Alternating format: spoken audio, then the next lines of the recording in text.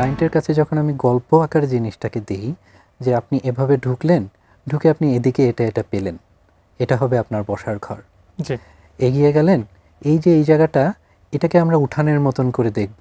উঠানে আমরা কি করতাম, যে মা এদিকে রান্নাঘরে রান্না করছে, এখানে কিছু গাছ আছে, মধ্যেখানে আমরা সবাই বসছি, আর যখন খাবার নিয়ে আসছে খাবারটা এখানে রেখে আমরা খাবারটা খাচ্ছি।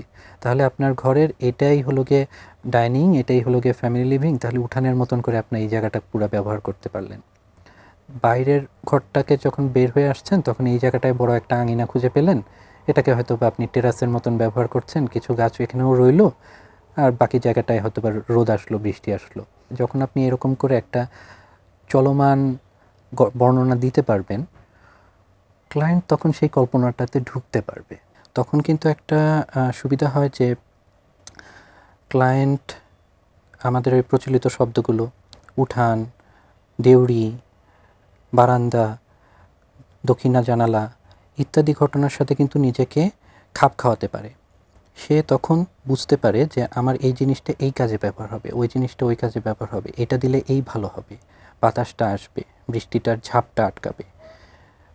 তখন হয়তো আমাদেরকে পরিশ্রমটা কম করতে হবে যে না আপনি এই ডিজাইনটাই করেন, এটা করলেই আপনার জন্য ভালো, বরং সেই তখন উল্টা আমাদেরকে আরও পরামর্শ দিতে পারে তাহলে আমাদের বাড়িতে তো এরকম জিনিস ছিল, সেটাও কি আমরা করতে পারি কিনা। শুধুমাত্র একটা মেকানিক্যাল যে ড্রয়িংটাকে আমরা প্রডিউস করি সেই ড্রয়িংটা দরকার কেন, বিল্ডিংটাকে তো আমাকে প্রডিউস করতে হবে, তৈরি করতে হবে, সেটার জন্য আমার মেকানিক্যাল ড্রয়িং দরকার। কিন্তু বিল্ডিংটা আমি তৈরি করব কখন, যখন ক্লায়েন্ট ওই বিল্ডিংটার ডিজাইনটাতে মনোনিবেশ করতে পেরেছেন, আত্মীকরণ করতে পেরেছেন, অ্যাপ্রুভাল দিয়েছেন।